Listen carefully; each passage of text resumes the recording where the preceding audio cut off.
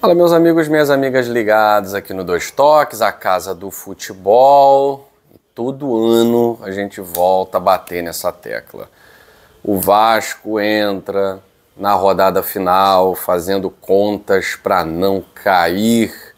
Muitos imaginavam que o Vasco poderia já estar até numa briga de Libertadores, devido à sequência que teve, algumas rodadas de 4 vitórias seguidas. Muitos imaginavam que, na pior das hipóteses, o Vasco estaria tranquilo para pensar na semifinal de Copa do Brasil contra o Fluminense, mas nada disso aconteceu. O Vasco pode entrar na última rodada do Campeonato Brasileiro ameaçado, sim, pelo rebaixamento. O Vasco tem 45 pontos. Ontem jogou contra o Mirassol, uma equipe muito mais qualificada, que teve no contra-ataque a sua arma para vencer o Vasco da Gama. O Vasco lança-se desesperado, não consegue se recompor e o Mirassol mata o jogo em 2 contra-ataques mortais. Bom, 2-0 Mirassol. O Mirassol consegue, no ano de seu centenário, uma classificação histórica, 4º lugar de um campeonato como o Brasileirão. Claro, se valeu de um ano em que a mediocridade reinou no nosso campeonato. Algumas equipes que poderiam competir tiveram crises societárias, outras que, de certa forma, ainda estão competindo, entregaram o título. E as grandes equipes do futebol brasileiro parece que se perderam em algum caminho nessa estrada de 2025, que simplesmente ocupam posições medonhas no campeonato e não praticam futebol do tamanho das suas tradições. Aí estou falando de Grêmio, de Corinthians, de Vasco, de Internacional, Atlético Mineiro, eu não sei o que aconteceu. E o Mirassol se aproveitou disso tudo. Ah é? Vocês são medíocres? Vamos fazer o nosso trabalho certinho, com planejamento correto, pagando em dia, pegando jogadores que, em sua maioria, são jogadores dispensados de clubes brasileiros, de grandes clubes brasileiros, uns sequer com passagem por grandes clubes brasileiros, a maioria de experiência de Série B, mas um trabalho muito bem feito pelo treinador Rafael Guanães, que deu confiança para o Mirassol e tá aí. 4º lugar, vaga na fase de grupos da Libertadores garantida. Bom, e o Vasco? O Vasco, meus amigos, ele precisa fazer contas. Como sempre, né? O Vascaíno hoje vai estar ligado em Bragantino e Vitória, Internacional e São Paulo, Fortaleza e Corinthians, Flamengo e Ceará, Juventude e Santos. Todos esses jogos para o Vasco importam. Todos esses jogos para o Vasco interessam. Então, para o Vasco não chegar na última rodada fazendo conta, podendo cair, até porque vai jogar fora contra o Atlético Mineiro, a conta é simples. Santos e Fortaleza não podem vencer hoje. Se o Santos venceu já rebaixado o Juventude e o Fortaleza venceu o Corinthians, o Vasco entra na última rodada ameaçado pelo rebaixamento. O trunfo do Vasco é que, apesar de ter quase um turno inteiro só de derrotas, o Vasco tem 17 derrotas, incrível, né? 17 não, 18 derrotas. 18 derrotas. O Vasco tem 13 vitórias. Enquanto alguns clubes que estão ali brigando para não cair têm 10 vitórias. Então o trunfo do Vasco é o número de vitórias, porque é o primeiro critério de desempate. Mas hoje o Fortaleza joga contra o Corinthians lá no Castelão. Se o Fortaleza ganhar do Corinthians, o Fortaleza chega ao 43, podendo passar o Vasco na última rodada. Tem outro jogo importante, que é a Juventude e Santos no Alfredo Jaconi. A Juventude já está rebaixado, o ex-presidente do Santos veio com um discurso de que o certo era o Juventude entregar para prejudicar o Inter. Enfim, no desespero as pessoas falam coisas assim, inimagináveis, que depois se arrependem com vergonha. Mas o Santos precisa ganhar, o Juventude não precisa ganhar. O estádio vai estar vazio, enfim, o time já está na 2ª divisão. E aí, se o Santos vencer, o Santos também pode ultrapassar o Vasco na última rodada. Se o Vasco perder, é claro, para o Atlético Mineiro, né? No Mineirão.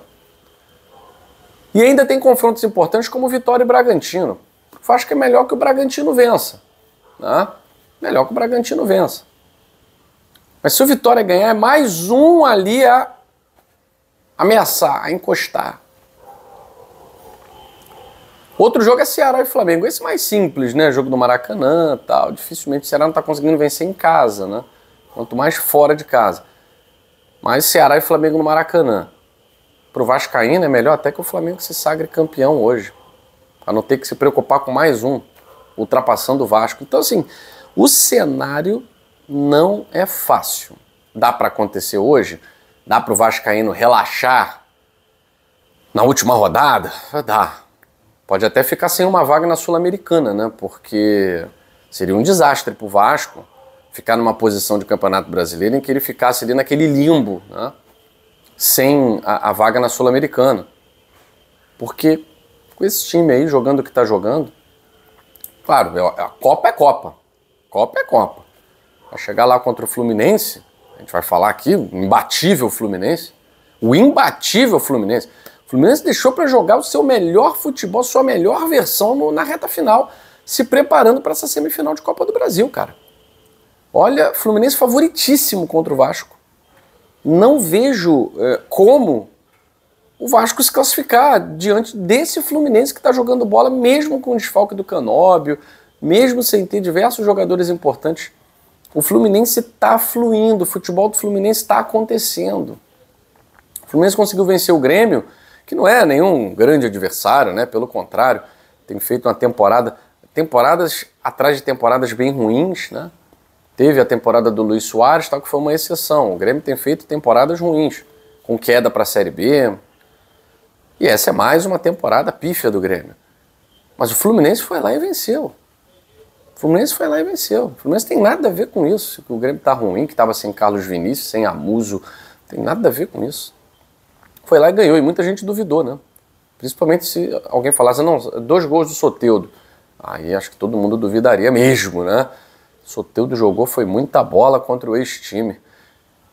E esse Fluminense aí não tem como perder para esse Vasco. Não tem como. Ainda mais um Vasco chegando na última rodada com chance de cair. Então o Vasco tem que fazer conta. Hoje é calculadora na mão e secador também para poder chegar na última rodada, pelo menos sem o fantasma da Série B. Olha, depois das 4 vitórias seguidas do Vasco, acho que nem o mais pessimista torcedor vascaíno imaginava um cenário desse.